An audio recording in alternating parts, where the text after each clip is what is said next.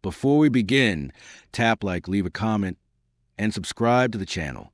Your support helps us uncover the darkest corners of the prison system. Now, let's step inside. They call it the worst prison in the United States, but that word doesn't come close to describing what really happens here. This is ADX Supermax Prison, a place where silence is louder than screams, where human contact is reduced to a memory, where days blur into years, and years feel like a slow psychological burial. Inside these concrete walls, men spend up to 23 hours a day alone, locked inside cells no larger than a parking space. No conversations, no handshakes, no faces, just steel doors, narrow windows, and the constant hum of isolation. This prison was not designed to rehabilitate. It was designed to control, to isolate, and, some argue, to break the human mind. In ADX Supermax, the punishment isn't just confinement. It's the absence of humanity itself. Prisoners eat alone, exercise alone, and think alone. Some have been here for decades. Others arrive already damaged and leave completely changed. Mental breakdowns, hallucinations, paranoia. This is not accidental. It is part of the system. Tonight, we take you inside the most feared prison in America. Not through rumors, not through Hollywood myths, but through reality. This is ADX Supermax Prison. And once you enter, there is no escape. The prison built to contain the uncontainable. ADX Supermax Prison was never meant to be like other prisons. It was not built for rehabilitation, second chances, or reintegration into society. It was built for one purpose only: to contain inmates that the American prison system could no longer control. Officially known as ADX Florence, this facility sits in near total isolation, surrounded by barren land and distant mountains. The location is deliberate. There are no cities nearby, no crowds, no distractions, just emptiness. The same emptiness many inmates will come to experience inside its walls. Before ADX existed, the United States faced a growing problem. Certain prisoners were too violent, too influential, or too dangerous to be housed anywhere else. They assaulted guards, organized crimes from behind bars, orchestrated escapes, and continued running criminal networks even while incarcerated. Traditional maximum security prisons were no longer enough. The breaking point came in the early 1980s. At the United States Penitentiary in Marion, Illinois, 2 correctional officers were murdered on the same day by inmates.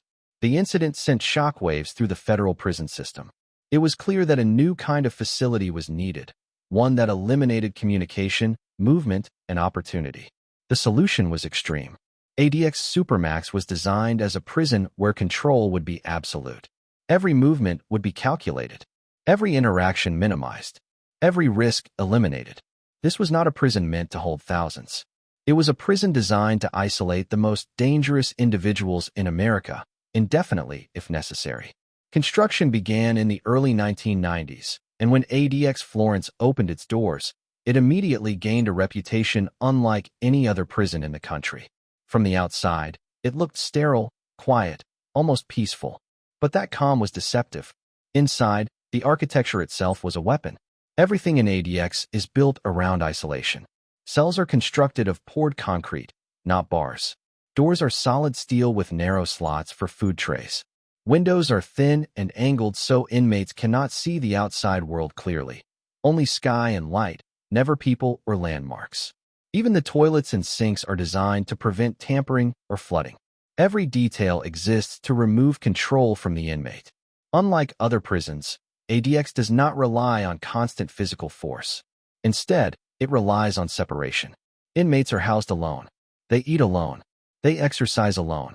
Conversations are rare, and when they do happen, they are usually shouted through solid walls.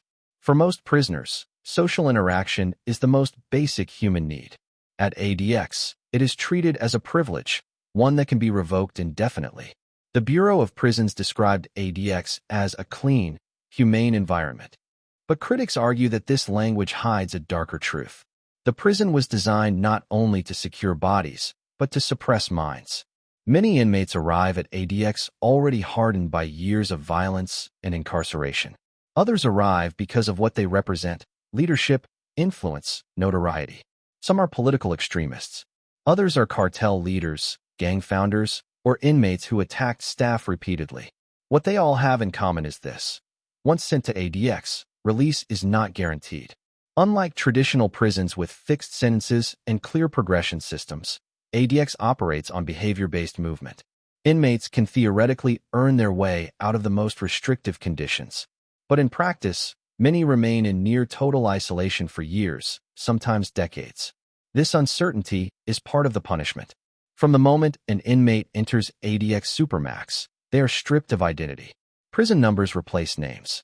Schedules replace choices. Silence replaces conversation. The system does not shout or threaten. It simply removes everything familiar. Even sound is controlled. Thick concrete walls absorb noise. Footsteps echo faintly. Voices disappear. For many inmates, the silence becomes unbearable.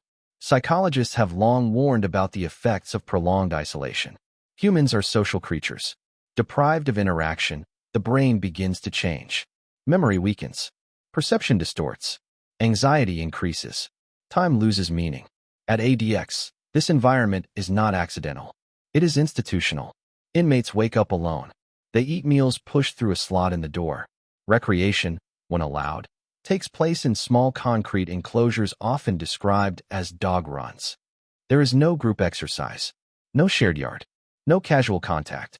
Even medical and legal visits are conducted through barriers. Supporters of ADX argue that this level of control is necessary. They point to the types of inmates housed there and the danger they pose.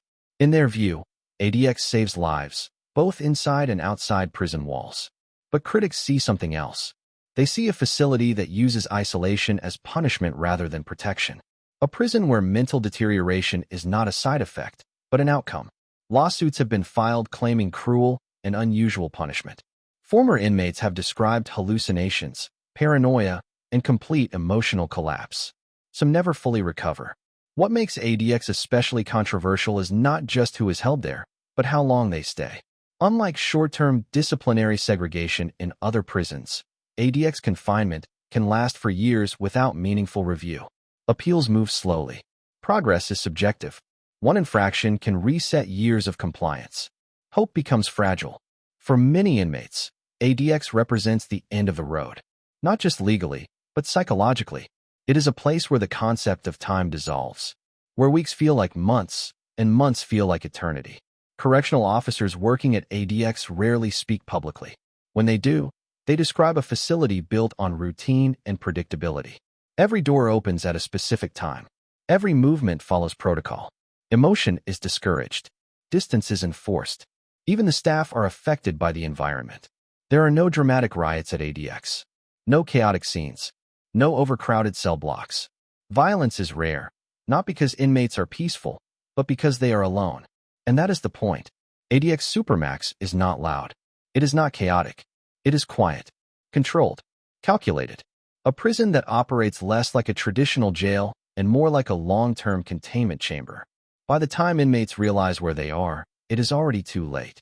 Transfers are rare. Appeals are slow. And the system moves on its own timeline.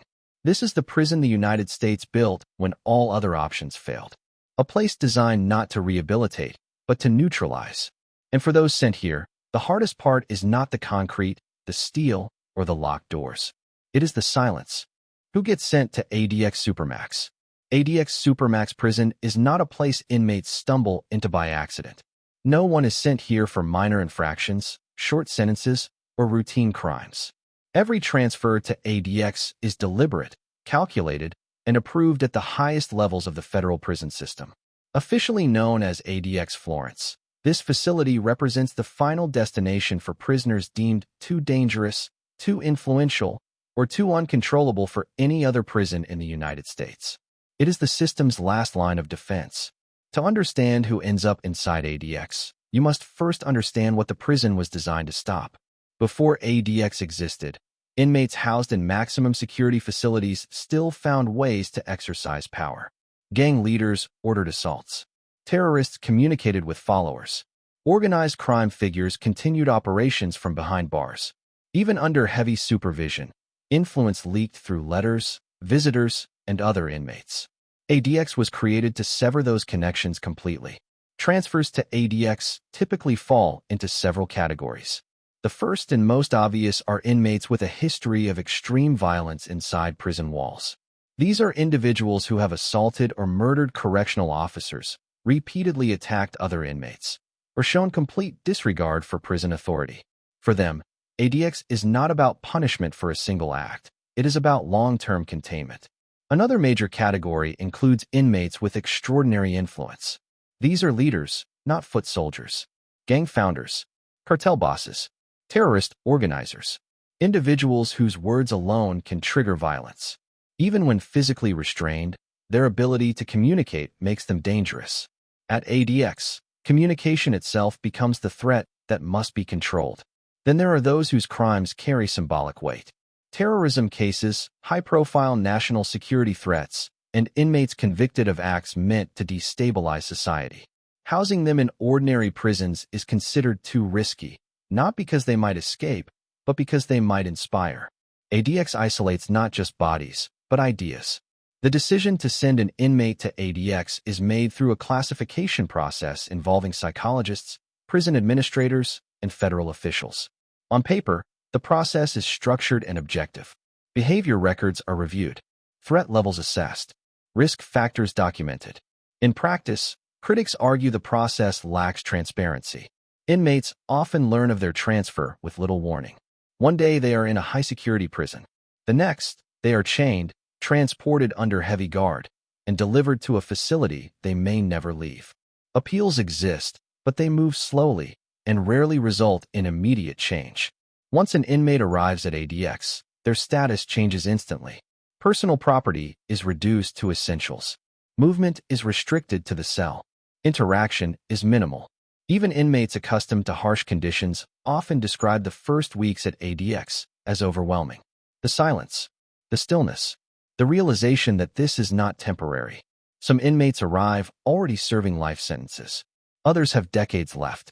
But at ADX, time is experienced differently. The future becomes abstract. Days blend together. The outside world feels distant, almost unreal. One of the most controversial aspects of ADX is the presence of inmates with severe mental illness. While the Bureau of Prisons maintains that ADX is not intended to house the mentally ill, lawsuits and investigations have revealed that some inmates arrive with existing psychological conditions that isolation can dramatically worsen. Former prisoners have described entering ADX stable, only to deteriorate over time. Anxiety escalates. Depression deepens. Paranoia sets in. Hallucinations emerge. The environment amplifies vulnerabilities rather than treating them. Supporters argue that ADX includes mental health services and step-down programs. Critics counter that therapy conducted through cell doors and restraints cannot replace human interaction. Treatment becomes procedural rather than restorative. Another category of inmates sent to ADX includes those who repeatedly refuse to comply with prison rules. These individuals may not be famous or influential, but they are considered disruptive beyond control. Hunger strikes, repeated assaults, or refusal to follow orders can all result in transfer. At ADX, defiance has limited outlets. What makes ADX particularly feared among inmates is not just who is sent there, but how difficult it is to leave. While the prison operates on a tiered system that theoretically allows inmates to earn their way to less restrictive conditions, progress is slow and fragile. Years of compliance can be undone by a single infraction. For inmates accustomed to asserting dominance or identity through action, ADX removes those tools entirely. There are no gangs to lead, no audiences to influence, no crowds to intimidate. Power dissolves into isolation. This loss of identity can be devastating. Many inmates define themselves by reputation, fear, or control. At ADX, those identities become meaningless. You are alone, unseen, unheard. For some, this is the first time they confront themselves without distraction. Not all inmates respond the same way. Some withdraw completely, retreating into silence and routine. Others become hyper-focused on small details, counting steps, memorizing schedules, tracking time through light changes. A few attempt to challenge the system through grievances and legal action. But the system is patient. ADX does not rush. It does not negotiate. It waits. One of the most misunderstood aspects of ADX is the assumption that it is filled exclusively with the worst of the worst. While many inmates fit that description, others arrive because of circumstance rather than infamy. An inmate who attacks a guard once may never see ADX. Another who disrupts operations repeatedly may be transferred permanently. The criteria are flexible, and that uncertainty fuels fear. For inmates in other prisons, the threat of ADX is often more powerful than physical punishment. You'll end up in Florence becomes a warning, a deterrent, a reminder of what happens when the system decides you are beyond control. ADX functions as both prison and message. It tells inmates that there is always a deeper level of confinement, a place where privileges disappear and time stretches endlessly, a place where resistance leads only to further isolation. For those sent there, the realization comes slowly but inevitably. This is not a temporary stop. This is a destination. And once inside ADX Supermax, the question is no longer how long your sentence is. The question becomes whether your mind can survive the silence. Life inside an ADX Supermax cell. Life inside ADX Supermax Prison is defined by routine, repetition, and isolation. From the moment an inmate is locked into a cell, the outside world effectively disappears.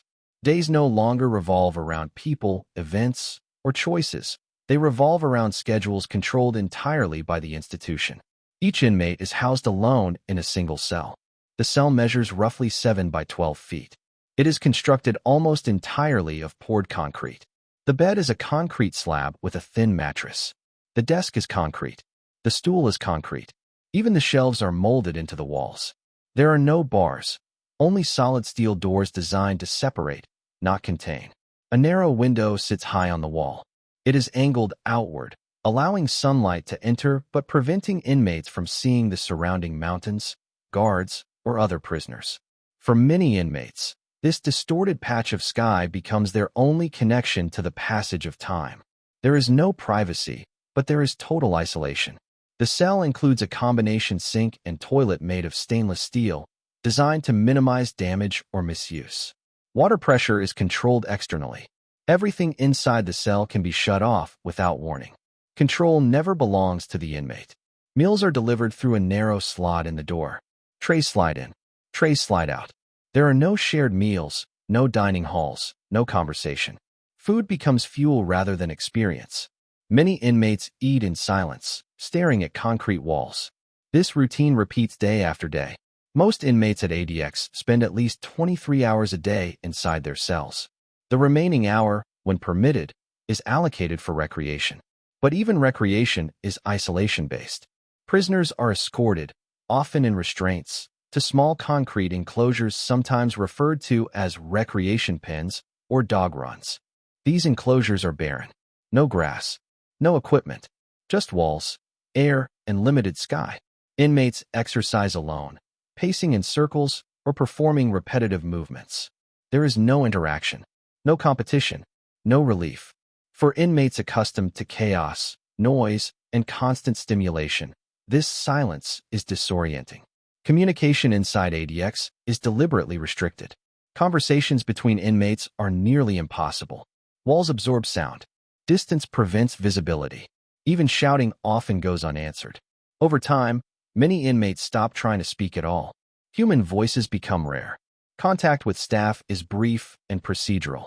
Guards give commands. Inmates comply. There is little room for discussion. Officers are trained to minimize engagement, not escalate it. Emotion is discouraged. Neutrality is enforced. This professional distance is part of the system's design. Visits from family are heavily restricted. When they do occur, they take place behind glass barriers, with communication conducted through phones or intercoms. Physical contact is forbidden. For some inmates, years pass without seeing a loved one in person. Mail is monitored. Phone calls are limited. Even legal visits are conducted under strict conditions. Every interaction is controlled, timed, and documented. At ADX, the concept of privacy disappears, yet loneliness intensifies. One of the most profound effects of this environment is the distortion of time. Without regular interaction, external events, or changing scenery, days lose structure. Inmates report difficulty remembering dates, seasons, and even years. Some begin to count time obsessively. Others stop counting altogether. Sleep patterns often deteriorate. The constant silence, broken only by distant mechanical sounds, can make it difficult to rest. Some inmates sleep excessively. Others suffer from insomnia, lying awake for hours with nothing but their thoughts. Thoughts become loud in silence. Psychologists have documented how prolonged isolation alters cognitive function. Concentration weakens. Memory fades. Emotional regulation becomes difficult. Minor frustrations feel overwhelming. Small routines take on exaggerated importance. At ADX, these effects are magnified by duration. Unlike short-term solitary confinement used as discipline in other prisons, ADX confinement is long-term by design. Months turn into years. For some inmates, isolation lasts decades. This extended deprivation changes how the brain processes reality. Former inmates have described talking to themselves simply to hear a voice. Others report hallucinations, shadows moving, sounds that are not there, faces forming in concrete textures. Some develop paranoia, convinced they are being watched or manipulated even when alone. These symptoms are not uncommon. The prison system acknowledges the psychological strain of isolation, but maintains that safety requires such measures. In a facility designed to prevent communication and coordination, even basic human interaction is considered a risk. The result is an environment where control outweighs comfort. Education and rehabilitation programs exist at ADX, but access is limited. Many inmates receive materials through their cell doors. Learning becomes solitary. Motivation varies. Some cling to books and correspondence courses as lifelines. Others lose interest entirely. Exercise, too, becomes routine rather than relief. Without variety or social stimulation, physical activity loses its restorative effect. Bodies weaken. Energy declines. Motivation fades. What remains is routine. For inmates who have spent years at ADX, the outside world becomes abstract. Technology advances. Social norms change. People age. But inside the cell, nothing changes. The walls remain the same. The schedule remains the same. The silence remains constant. This disconnect can be terrifying. Even for those who eventually leave ADX, reintegration is difficult. Former inmates describe struggling with crowds, noise, and conversation. Simple interactions feel overwhelming. Decision-making becomes stressful. Trust erodes. The environment trains people to withdraw. Supporters argue that ADX works precisely because of this isolation. There are no riots, no organized violence, no large-scale disruptions. The prison is quiet, controlled, and predictable. But critics argue that this quiet comes at a cost. They question whether a system that suppresses human connection can ever claim to be humane. Whether safety achieved through psychological damage is justified. Whether prolonged isolation constitutes punishment beyond sentencing.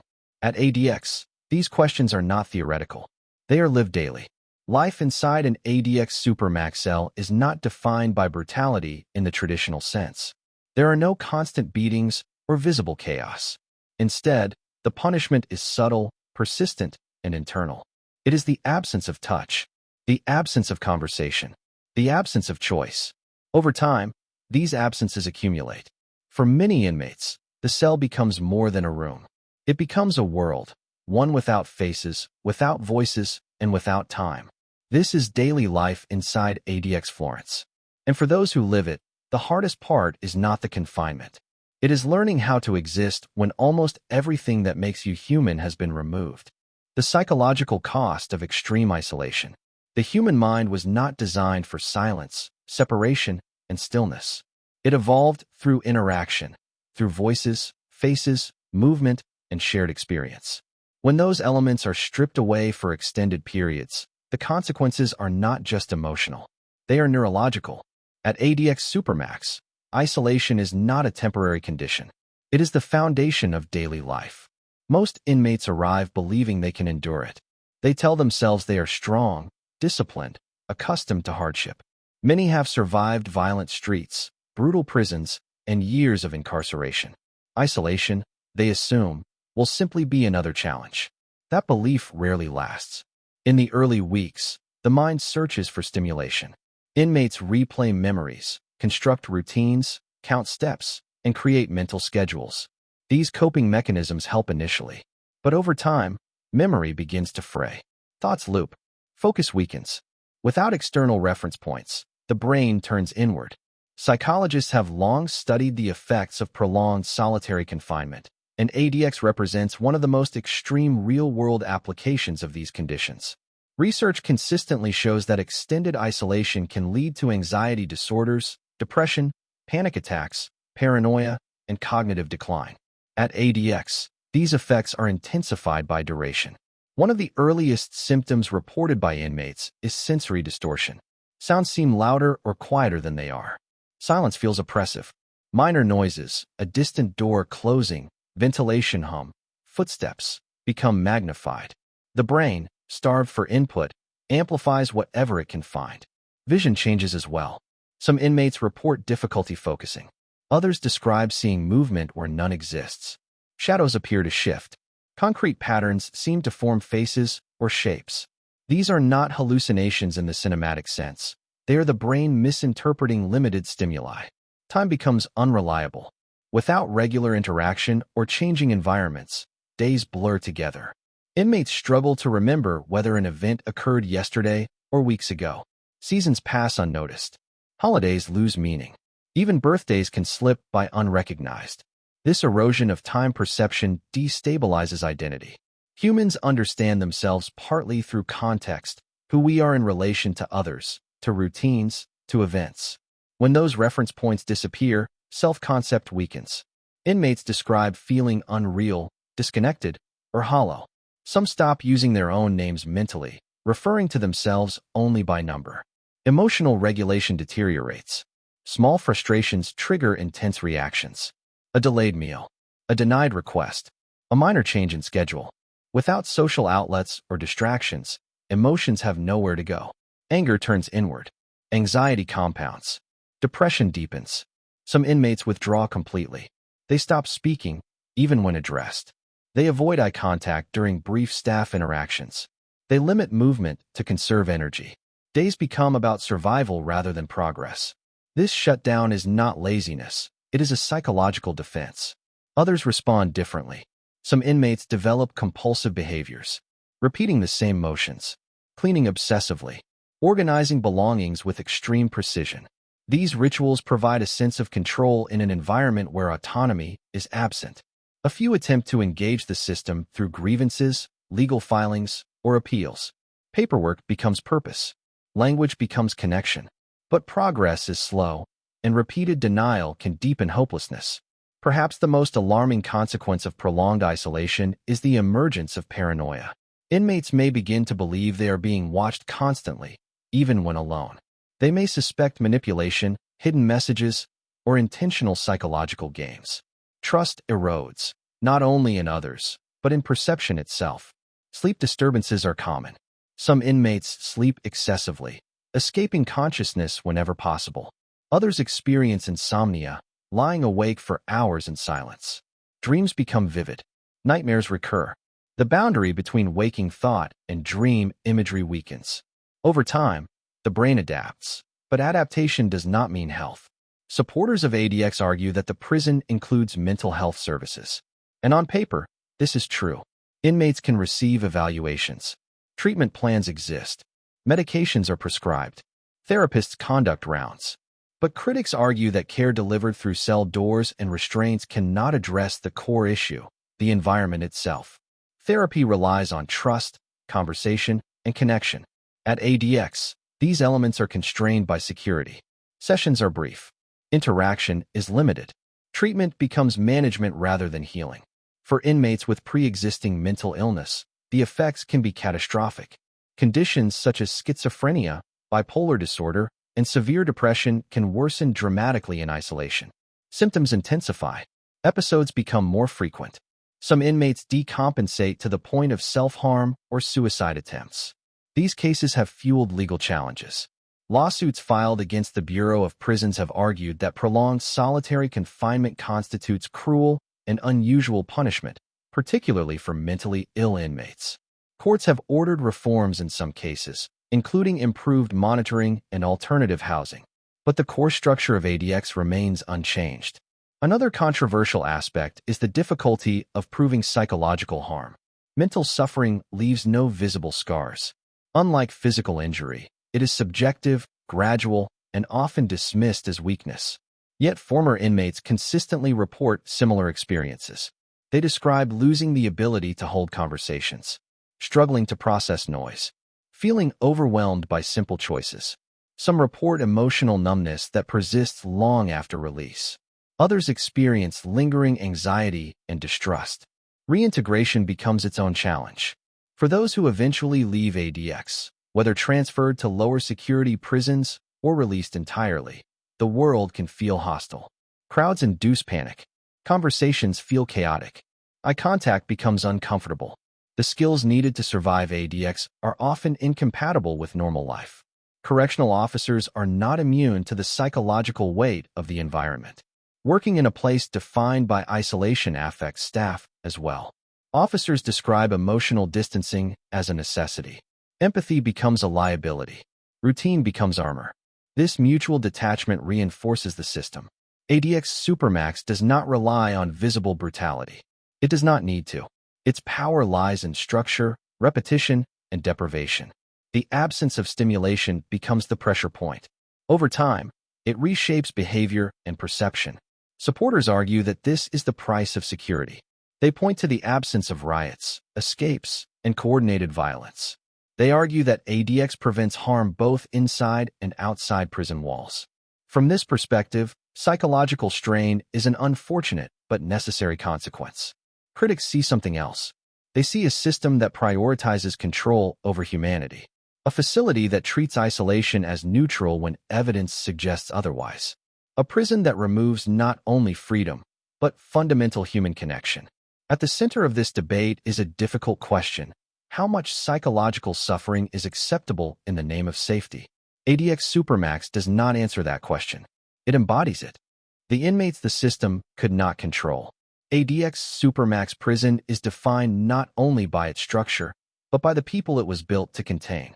The inmates housed here represent the limits of the American prison system.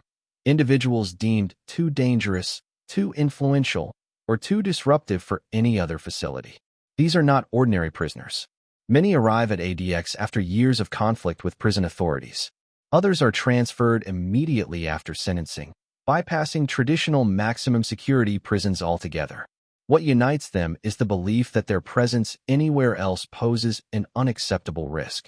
Officially, ADX Florence is reserved for inmates who cannot be safely managed through conventional incarceration. In reality, the population reflects a broader philosophy. When control fails, isolation becomes the solution. Some inmates are sent to ADX because of violence behind bars. Assaults on correctional officers. Repeated attacks on other inmates.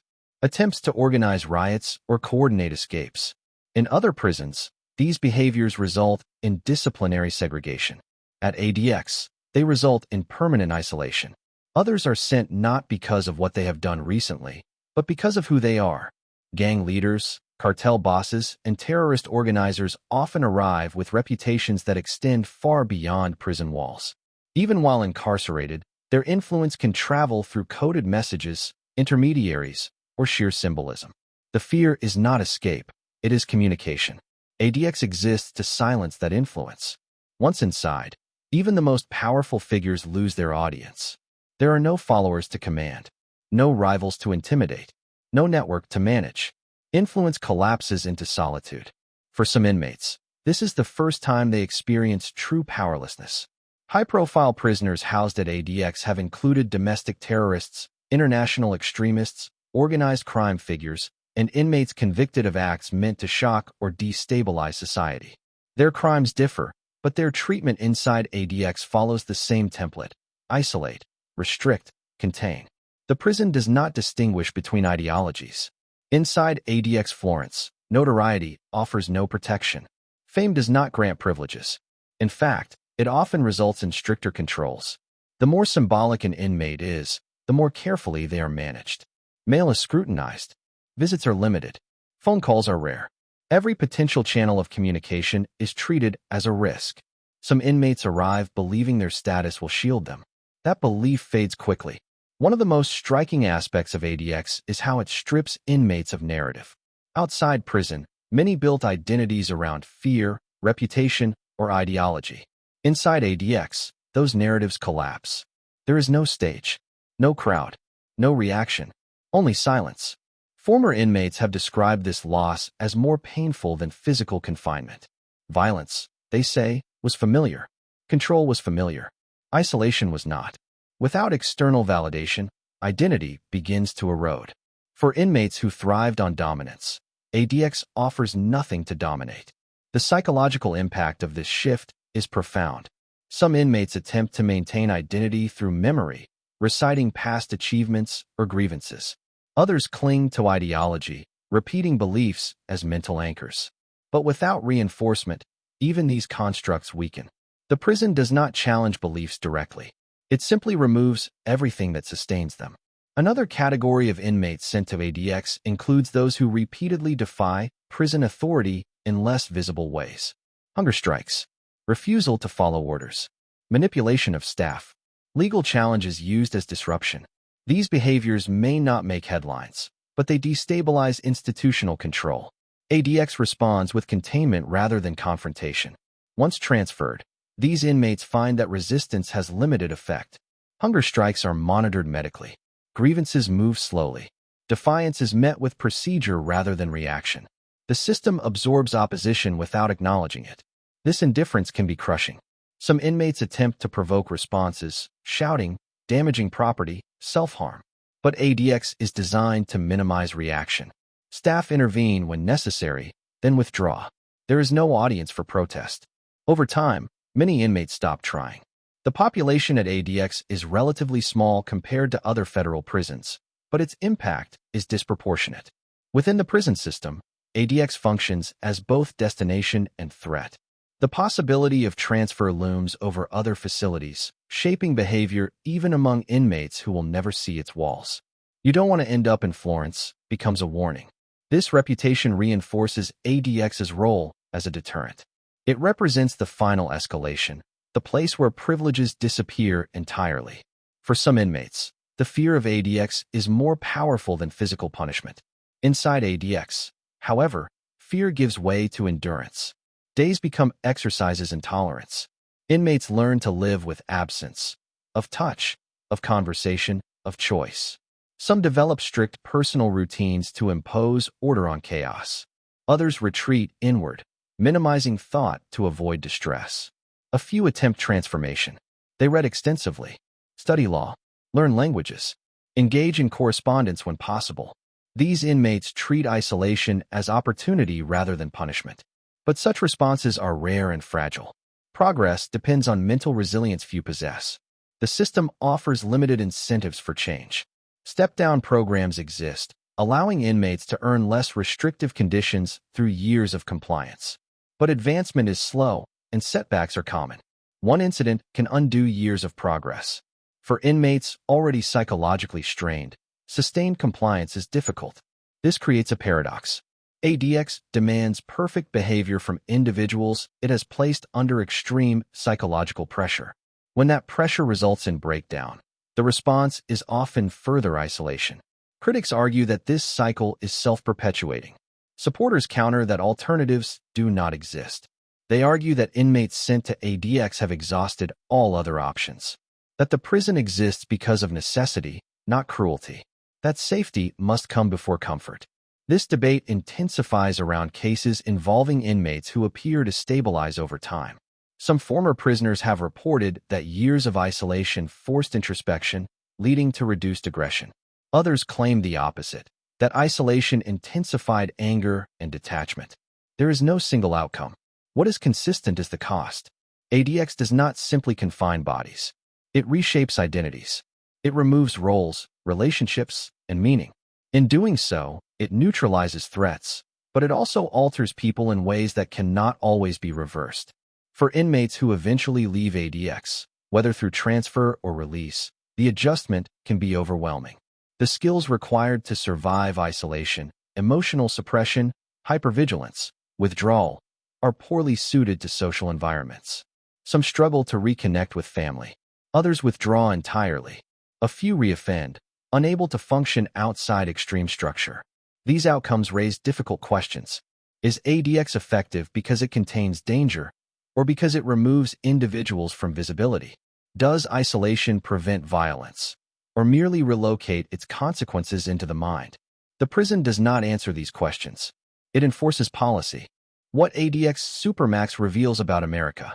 ADX Supermax Prison is often described as the end of the line, the place where the system sends people when every other option has failed.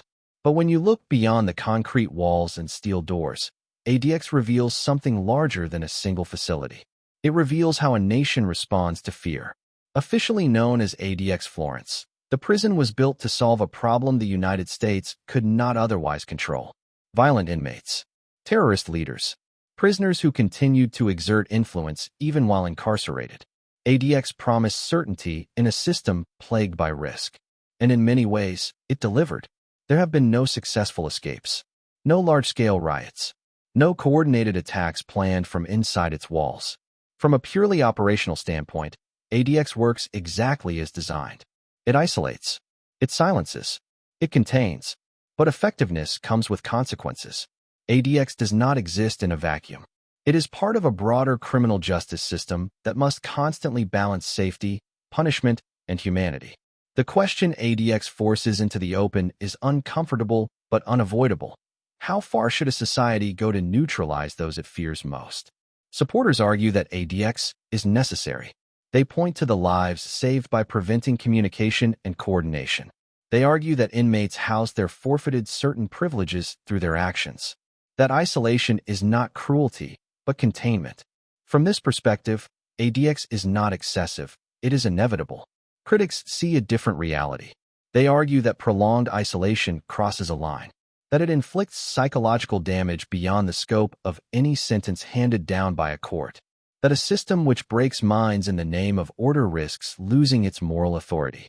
They question whether safety achieved through extreme deprivation is truly justice. What makes ADX especially troubling is that its effects are largely invisible. There are no public spectacles, no dramatic footage, no daily headlines. The suffering, if it occurs, happens quietly, behind layers of security. Out of sight, out of sound, out of debate. This invisibility makes accountability difficult. Mental deterioration does not leave bruises. Isolation does not bleed. Its damage unfolds slowly, often dismissed as weakness or manipulation. For those inside, proving harm can be as difficult as enduring it. Yet stories continue to emerge. Former inmates describe years lost to silence. They speak of identities stripped away, replaced by routines and numbers. They talk about the fear of losing sanity and the lingering effects long after leaving ADX. Some adjust, some do not. For those released directly from ADX into society, the transition can be jarring. The world is louder, faster, less controlled. Social interaction feels chaotic. Trust feels dangerous. Choices feel overwhelming. The prison prepares inmates to survive isolation, not freedom. This raises a deeper concern. What is the end goal? If incarceration is meant to protect society, ADX achieves that. If it is meant to punish, ADX exceeds traditional measures. But if rehabilitation is part of the mission, ADX stands apart. It does not rebuild. It does not reintegrate. It does not heal. It neutralizes. Correctional officers working inside ADX understand this reality intimately. Many describe their roles not as rehabilitative, but custodial. Their job is to maintain order, enforce procedure, and minimize risk. Emotional distance is necessary. Empathy, if indulged too deeply, becomes a burden. This detachment is not cruelty, it is survival. But over time, it shapes the culture of the institution.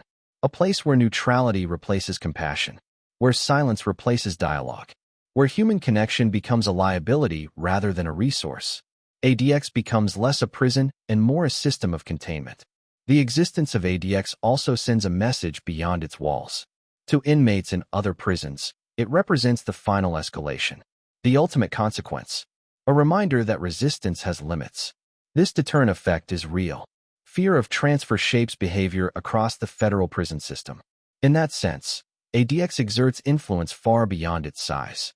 But deterrence built on fear carries its own risks. When control depends on the threat of extreme isolation, it narrows the range of acceptable responses. It discourages reform in favor of compliance. It prioritizes order over understanding. The question is not whether ADX should exist. It already does. The question is what its existence says about how society defines justice. Is justice about safety at any cost? Is it about proportional punishment? Is it about the possibility of change? ADX does not attempt to answer these questions. It operates on the assumption that some individuals are beyond rehabilitation, that containment is the only remaining option. For some cases, that assumption may be justified. For others, it remains deeply contested. What is clear is that ADX represents an extreme endpoint, a place where the system's priorities are laid bare, where control outweighs connection, where certainty outweighs compassion. It is not a place meant to be seen, and yet, understanding it matters.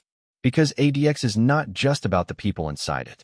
It is about the values that built it, the fears that sustain it, the trade-offs society is willing to accept in the name of security. As long as ADX exists, these questions will remain unresolved. The prison will continue to operate quietly. The cells will remain sealed. The silence will persist. And for those inside, time will continue to stretch endlessly, measured not in days or years, but in absence. Absence of touch, absence of conversation, absence of normal life.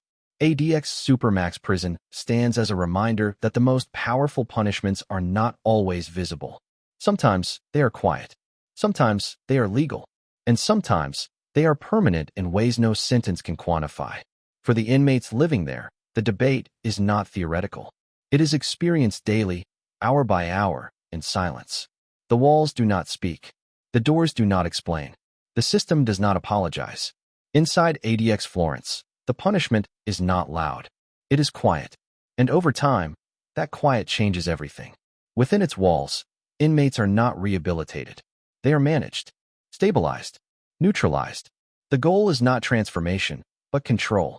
For the system, ADX represents certainty, a place where risk is minimized, even if humanity is compromised. For inmates, it represents finality, the end of negotiation. Once sent to ADX Supermax, the system has decided something fundamental, that no other environment can safely hold you. And that judgment carries a weight no sentence length can measure. Because at ADX, punishment is not defined by years or decades. It is defined by absence. This was the reality of life inside ADX Supermax Prison, a facility built to contain the uncontainable, and in doing so, reveal the limits of the system itself. Thanks for watching. Like, share, and subscribe.